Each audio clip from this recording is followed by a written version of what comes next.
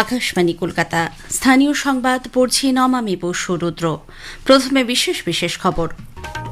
রাজ্য বিধানসভার প্রথম দফা নির্বাচনে আগামীকাল ভোট গ্রহণ। ১৬টি জেলার ১৫২টি আসনে ১,৪৭৮ জন প্রার্থীর রাজনৈতিক ভাগ্য নির্ধারণ করবেন ৩,৬০,৭৭,০০০-এর বেশি ভোটার।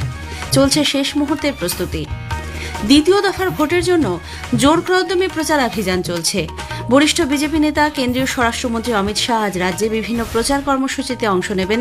তৃণমূল কংগ্রেস নেত্রী মুখ্যমন্ত্রী মমতা ব্যানার্জিও আজ দলীয় প্রার্থীদের সমর্থনে একাধিক জনসভা করবেন। রাজ্যে ভোটকে ঘিরে শুধুমাত্র এলাকাতেই নয়, ভোট গ্রহণ কেন্দ্রগুলিতেও নিরাপত্তা ব্যবস্থা জোরদার করছে নির্বাচন কমিশন। জম্মু কাশ্মীরে পেহেলগাঁও সন্ত্রাসবাদী হামলার আজ প্রথম বর্ষপূর্তি। সুপ্রিম কোর্টে আজ আইপ্যাক মামলার শুনানি হতে পারে। রাজ্যের পশ্চিমের জেলাগুলিতে কোথাও কোথাও আগামী দুদিন তাপপ্রবাহের সম্ভাবনা। উত্তরের জেলাগুলিতে বৃষ্টির পূর্বাভাস দিয়েছে আবহাওয়া দপ্তর। আসছে বিস্তারিত খবরে। রাজ্য বিধানসভার প্রথম দফা নির্বাচনে আগামীকাল ভোট গ্রহণ। ১৬টি জেলার ১৫২টি আসনে ১,৪৭৮ জন প্রার্থীর রাজনৈতিক ভাগ্য নির্ধারণ করবেন ৩,৬০,৭৭,০০০-এর বেশি ভোটার। তবে অ্যাপিলেট ট্রাইব্যুনালে আবেদনকারীদের নামে ছাড়পত্র দেওয়ার পর সেই সংখ্যা অন্তর্ভুক্ত হলে ভোটার তালিকায় পরিবর্তন হতে পারে। গতকাল গভীর রাত পর্যন্ত অ্যাপিলেট ট্রাইব্যুনালের কাজকর্ম চলেছে। আজ কতজন ভোটার অন্তর্ভুক্ত হলেন সে সম্পর্কে ধারণা মিলতে পারে বলে মনে করা হচ্ছে। এদিকে আজ সকাল থেকেই ভোটকর্মীরা নির্বাচনী কেন্দ্রের উদ্দেশ্যে রওনা হচ্ছেন। উত্তরবঙ্গের পাহাড়ি এলাকায় থাকা যেসব কেন্দ্রে মোবাইল নেটওয়ার্ক পাওয়া যায় না, সেখানে স্যাটেলাইট ফোনের ব্যবস্থা করেছে নির্বাচন কমিশন। বিজনবাড়ি ব্লকের অধীন সামদেন ফরেস্ট প্রাইমারি স্কুলে ভোট কেন্দ্রে যেতে প্রায় ১৫-১৬ ঘণ্টা আগেই রওনা হয়েছেন কর্মীরা। অন্যদিকে ভোটকে ঘিরে কঠোর নিরাপত্তার বন্দোবস্ত করা হয়েছে। একটি প্রতিবেদন। রাজ্যে ১৫২টি আসনে প্রথম দফায় আগামীকাল ভোট গ্রহণ হতে চলেছে। প্রথম দফায় ১,৪৭৮ জন প্রার্থীর রাজনৈতিক ভাগ্য নির্ধারিত হতে চলেছে। নির্বাচন কমিশন একটি অবাধ, সুষ্ঠু, শান্তিপূর্ণ ভোট নিশ্চিত করার জন্য যাবতীয় প্রস্তুতি সম্পন্ন করেছে। এবার ৪৪,৩৭৬টি কেন্দ্রে ভোট নেওয়া হবে, যার মধ্যে প্রায় ৩,০০০টি অক্সিলারি বুথ রয়েছে। মহিলা পরিচালিত বুথের সংখ্যা ৫,৪৪৪টি। মডেল বুথ রয়েছে ২৬০টি। বালুরঘাট এবং আসানসোল দক্ষিণ বিধানসভা কেন্দ্রে বিশেষভাবে সক্ষম ব্যক্তিদের দ্বারা পরিচালিত বুথের সংখ্যা রয়েছে একটি একটি করে। প্রথম দফায় ১৬৭ জন মহিলা প্রার্থী প্রতিদ্বন্দ্বিতায় রয়েছেন। নির্বাচন কমিশন শান্তিপূর্ণ ভোট সুনিশ্চিত করার জন্য প্রতিটি বুথে ১০০% ওয়েবকাস্টিংয়ের ব্যবস্থা করেছে। ভোট গ্রহণে রয়েছে নিরাপত্তা। এছাড়াও কড়া নিরাপত্তার চাদরে মুড়ে ফেলা হয়েছে প্রতিটি নির্বাচনী এলাকায়। Quick response team, flying squad, CCTV ক্যামেরার মাধ্যমে নজরদারি চালানো হবে। কল্যাণ লাহা, আকাশবাণী সংবাদ, কলকাতা। প্রথম দফার ভোটের প্রচার শেষ হওয়ার সঙ্গে সঙ্গেই সংশ্লিষ্ট কেন্দ্র থেকে বাইরের রাজনৈতিক কর্মী ও সমর্থকদের এলাকা ছাড়তে নির্দেশ দিয়েছে নির্বাচন কমিশন। নির্দেশিকায় স্পষ্ট বলা হয়েছে, প্রচারের সময় বিভিন্ন রাজনৈতিক দল বাইরে থেকে কর্মী ও সমর্থক নিয়ে আসে, কিন্তু সাইলেন্স পিরিয়ড শুরু হওয়ার পর তাদের উপস্থিতি যাতে ভোটারদের প্রভাবিত করতে না পারে এবং নির্বাচনের নিরপেক্ষতা ব্যাহত না হয়, সে কারণেই এই সিদ্ধান্ত। হোটেল, লজ, গেস্ট হাউস, ধর্মশালা সহ বিভিন্ন আবাসনে তল্লাশি চালিয়ে বাইরের কর্মীদের চিহ্নিত করতে হবে বলে জেলা নির্বাচন আধিকারিক ও পুলিশ সুপারদের নির্দেশ দেওয়া হয়েছে। পাশাপাশি আন্তঃজেলা ও আন্তঃরাজ্য সীমান্তে নাকা চেকিং জোরদার করে তাদের চলাচল নিয়ন্ত্রণ করতে হবে। এদিকে প্রথম দফার বিধানসভা ভোটের জন্য প্রচারাভিযান গত সন্ধ্যায় শেষ হয়েছে। বর্তমানে চলছে সাইলেন্স পিরিয়ড। দ্বিতীয় দফায় ৭টি জেলার ১৪২টি আসনে আগামী ২৯ এপ্রিল ভোট নেওয়া হবে। সেজন্য তৎপরতা তুঙ্গে। জোর কদমে চলছে এই দফার প্রচারাভিযান। বরিষ্ঠ বিজেপি নেতা কেন্দ্রীয় স্বরাষ্ট্রমন্ত্রী অমিত শাহ আজ দলীয় কর্মীদের সমর্থনে বিভিন্ন প্রচার কর্মসূচিতে অংশ নেবেন। দুপুরে তিনি উত্তর ২৪ পরগনার দমদম ও হাবড়া এবং হুগলির সপ্তগ্রামে জনসভা করবেন। এরপর বিকেলে দক্ষিণ ২৪ পরগনার সোনারপুরে দলীয় প্রার্থীদের সমর্থনে রোড শোয়ে অংশ নেবেন তিনি। অন্যদিকে অপর বিজেপি নেতা উত্তরপ্রদেশের মুখ্যমন্ত্রী যোগী আদিত্যনাথ নির্বাচনী প্রচারে আজ রাজ্যে আসছেন। সকালে কলকাতায় পৌঁছে তিনি প্রথমে জোড়াসাঁকো, এরপর নদিয়ার চাকদা এবং হাওড়ার উদয়নারায়ণপুরে জনসভা করবেন। অন্যদিকে বিজেপি নেতা ও আসামের মুখ্যমন্ত্রী হেমন্ত বিশ্ব শর্মা পূর্ব বর্ধমানের কালনা উত্তর 24 পরগনার বনগা দক্ষিণ কেন্দ্রে জনসভা করবেন। বিকেলে বর্ধমানের রোড শোয়ে অংশ নেবেন তিনি। তৃণমূল কংগ্রেস নেত্রী মুখ্যমন্ত্রী মমতা ব্যানার্জি আজ উত্তর 24 পরগনায় একাধিক জনসভায় অংশ নেবেন। দলের সর্বভারতীয় সাধারণ সম্পাদক অভিষেক বন্দ্যোপাধ্যায় 24 পরগনায় বিভিন্ন কর্মসূচিতে অংশ নেবেন। সিপিআইএম এর রাজ্য সম্পাদক মোহাম্মদ সেলিম আজ মহেশতলায় একটি রোড শো করবেন। বরানগরে জনসভায় যোগ দেবেন দলের প্রবীণ নেত্রী বৃন্দা কারাত। আইএসএফ ও কংগ্রেস সহ অন্য রাজনৈতিক দলের পক্ষ থেকেও প্রচার চালানো হচ্ছে। এদিকে লোকসভায় বিরোধী দলনেতা কংগ্রেসের রাহুল গান্ধীকে প্রশাসন শ্রীরামপুর ও মেটিয়াবুরুজে জনসভা করার অনুমতি দেয়নি বলে প্রদেশ কংগ্রেস সভাপতি শুভঙ্কর সরকার অভিযোগ করেছেন। এ রাজ্যে শ্রী গান্ধীর সভাগুলিতে জনতার উপস্থিতি দেখে প্রশাসন ভয় পেয়েছে বলে গতকাল মন্তব্য করেন তিনি। রাজ্যে ভোটকে ঘিরে শুধুমাত্র এলাকাতেই নয়, ভোট গ্রহণ কেন্দ্রগুলিতেও নিরাপত্তা ব্যবস্থা জোরদার করেছে নির্বাচন কমিশন। রাজ্যের মুখ্য নির্বাচনী আধিকারিক মনোজ কুমার আগরওয়াল জানিয়েছেন, ভোটকর্মী এবং কেন্দ্রীয় বাহিনীর জওয়ানরা বুথে পৌঁছে যাওয়ার সঙ্গে সঙ্গেই প্রতিটি ব্যক্তি নির্দিষ্ট পরিচয়পত্র দেখেই সেখানে প্রবেশ করতে পারবেন। যে ভোটার আছে, যার কাছে ডকুমেন্ট আছে, যে জেনুইন ভোটার আছে, ওদেরকে অ্যালাউ করা হবে। এছাড়া যদি আপনার সিসিটিভি ক্যামেরা আছে, ওখানে কিছু গন্ডগোল হয়ে গেছে, ইভিএম কিছু গন্ডগোল হয়ে গেছে, ওদের মেশিন আছে, কোনো আরও পাঠাবে, কোনো জল খাবার জন্য, লাঞ্চ জন্য কোনো জিনিস পাঠাবে, ওদের সার্টিফিকেট থাকবে আরও থেকে, এই সব লোককে ওখানে যাওয়ার অ্যালাউড হবে। বাকি নোবডি ক্যান এন্টার 144 থাকেই প্রত্যেকবার, এবার भी থাকবে। Any person who is authorized to go by আরও ক্যান অনলি গো ইনসাইড। এদিকে অবাধ ও শান্তিপূর্ণ ও ভয়মুক্ত পরিবেশে নির্বাচন করার লক্ষ্যে রাজ্যপাল RN রবি 24 ঘণ্টার একটি নাগরিক হেল্পলাইন চালু করেছেন। সাধারণ মানুষ যে কোনো সহায়তা বা অভিযোগ জানানোর জন্য এই হেল্পলাইনগুলিতে যোগাযোগ করতে পারবেন। আকাশবাণী ফেসবুক পেজে নাম্বারগুলি পাওয়া যাবে। ভোটে সন্ত্রাস রুখতেই বাইক সংক্রান্ত বিধিনিষেধ আরোপ করা হয়েছে বলে রাজ্যের মুখ্য নির্বাচনী আধিকারিক মনোজ কুমার আগরওয়াল জানিয়েছেন। গতকাল সাংবাদিকদের প্রশ্নের উত্তরে তিনি বলেন, সাম্প্রতিককালে বিভিন্ন জেলা সফরে গিয়ে তিনি বাইক বাহিনী ব্যবহার করে ভোটারদের মনে ভয় সৃষ্টি করার অভিযোগ পেয়েছেন। তার প্রেক্ষিতেই এই বিধিনিষেধ আরোপ করা হয়েছে। তবে এই নির্দেশের ফলে সাধারণ মানুষ কোনো সমস্যায় পড়বেন না বলে মুখ্য নির্বাচনী আধিকারিক স্পষ্ট জানান। এমনকি পেশাগত কারণে বা বাণিজ্যিক কারণে বৈধ কাগজপত্র সহ বাইক ব্যবহারের ওপরেও কোনো বিধিনিষেধ নেই। আজকের প্রসঙ্গে এবারের বিষয় গণতন্ত্রের বৃহত্তম উৎসব। নির্বাচন কমিশনের বিশেষ পর্যবেক্ষক সুব্রত গুপ্ত এবং অতিরিক্ত মুখ্য নির্বাচনী আধিকারিক অরিন্দম নিয়োগীর সঙ্গে কথা বলেছেন কাশফিন নাহার। আকাশবাণী সংবাদ বিভাগ প্রযোজিত অনুষ্ঠানটি শুনবেন আজ রাত 9:30টায় গীতাঞ্জলি, DTH বাংলা এবং আকাশবাণী সংবাদ কলকাতা সোশ্যাল মিডিয়া প্ল্যাটফর্মে। এ খবর আপনারা শুনছেন আকাশবাণী কলকাতা কেন্দ্র থেকে। জম্মু কাশ্মীরে পেহেলগাঁও সন্ত্রাসবাদী হামলার আজ প্রথম বর্ষপূর্তি। গত বছর এই দিনেই পেহেলগাঁওয়ে এক স্থানীয় বাসিন্দা এবং 25 জন পর্যটককে হত্যা করেন সন্ত্রাসবাদীরা। নারকীয় এই ঘটনা সমগ্র দেশকে কাঁপিয়ে দেয়। বিশ্বের বিভিন্ন প্রান্তে সরকার এবং আন্তর্জাতিক নেতৃবৃন্দের পক্ষ থেকে পাঠানো হয় শোকবার্তা। ভারতীয় সেনা সমাজ মাধ্যমে ঘটনার ষড়যন্ত্রকারীদের কড়া বার্তা দিয়ে জানিয়েছে, মানবিকতার সীমা লঙ্ঘিত হলে তার জবাবও হবে অত্যন্ত সুনির্দিষ্ট। পেহেলগাঁও সন্ত্রাসবাদী হামলার জবাবে ভারতের সশস্ত্র সেনা গত বছর 6 এবং 7 মে মধ্যরাতে অপারেশন সিন্দুরের সূচনা করে। সুপ্রিম কোর্টে আজ ফের আইপ্যাক তল্লাশি সংক্রান্ত মামলার শুনানি হতে পারে। বিচারপতি প্রশান্ত কুমার মিশ্রা নেতৃত্বাধীন বেঞ্চে এই শুনানি হবে বলে মনে করা হচ্ছে। এর আগে গত মাসে শীর্ষ আদালত জানিয়েছিল 14 এপ্রিল থেকে টানা এই মামলার শুনানি করা হবে। কিন্তু 14 এপ্রিল সংবিধানের রূপকার বাবা সাহেব আম্বেদকরের জন্মজয়ন্তী থাকায় মামলার শুনানি পিছিয়ে দেওয়া হয়। আজ থেকে ফের এই শুনানি শুরু হতে চলেছে। বালি পাচার কাণ্ডে আর্থিক দুর্নীতির তদন্তে ইডি কলকাতা পুলিশের ডিসি শান্তনু সিনহা বিশ্বাসকে আজ ফের সিজিও কমপ্লেক্সে তলব করেছে।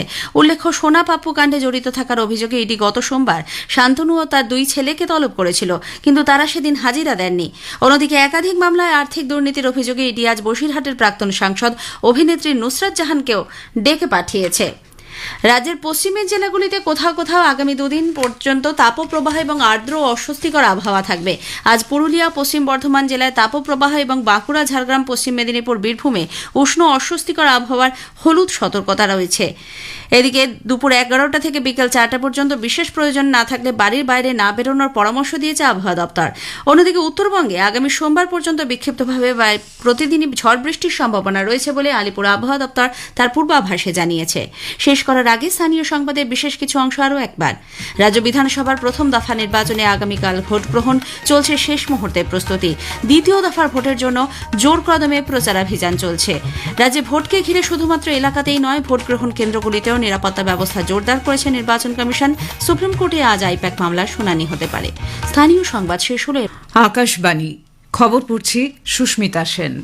বিশেষ বিশেষ খবর হলো, জার্মানি সফররত প্রতিরক্ষামন্ত্রী রাজনাথ সিং বলেছেন, যৌথভাবে নির্মাণ, উন্নয়ন ও যৌথ উদ্ভাবনকে উৎসাহিত করে আত্মনির্ভর ভারত প্রকল্প।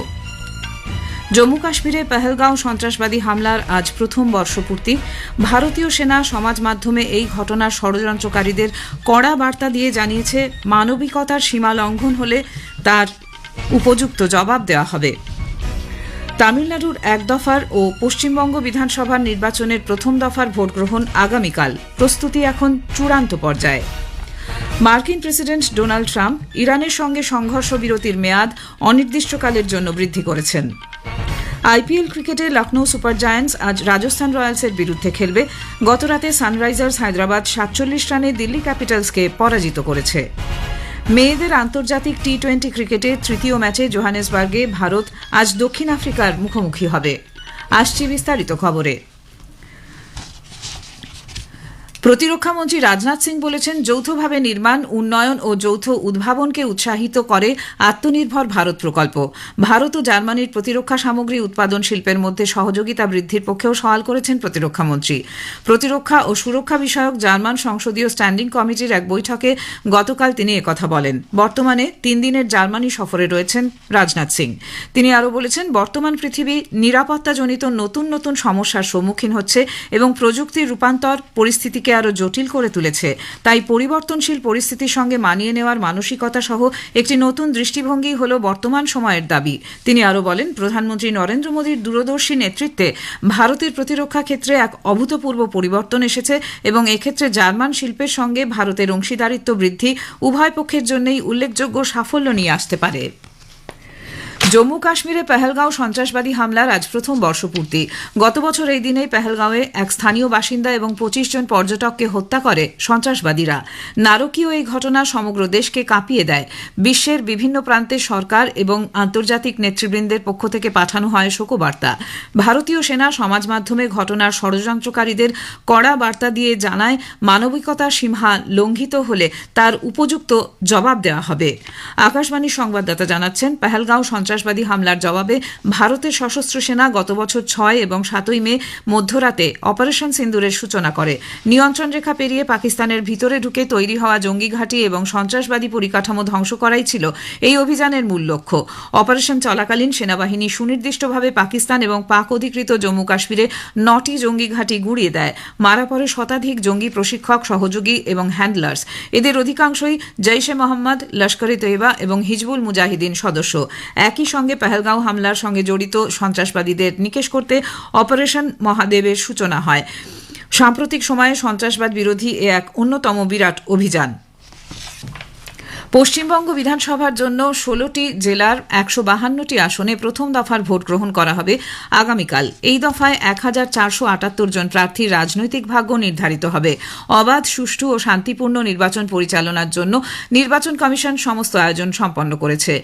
প্রায় ৩,০০০ সহায়ক বুথ সহ মোট ৪৪,৩৭৬টি বুথে ভোট গ্রহণ করা হবে। ৫,৪৪৪টি বুথ হবে মহিলাদের দ্বারা পরিচালিত এবং ২৬০টি মডেল বুথ রয়েছে। নির্বাচনের প্রথম দফায় ১৬৭ জন মহিলা প্রার্থী প্রতিদ্বন্দ্বিতায় রয়েছেন। সমস্ত বুথে ১০০% ওয়েবকাস্টিং করা হবে। শান্তিপূর্ণ ভোট গ্রহণের লক্ষ্যে commission quick response team, flying squad, CC camera সহ সমস্ত নিরাপত্তা ব্যবস্থা গ্রহণ করেছে।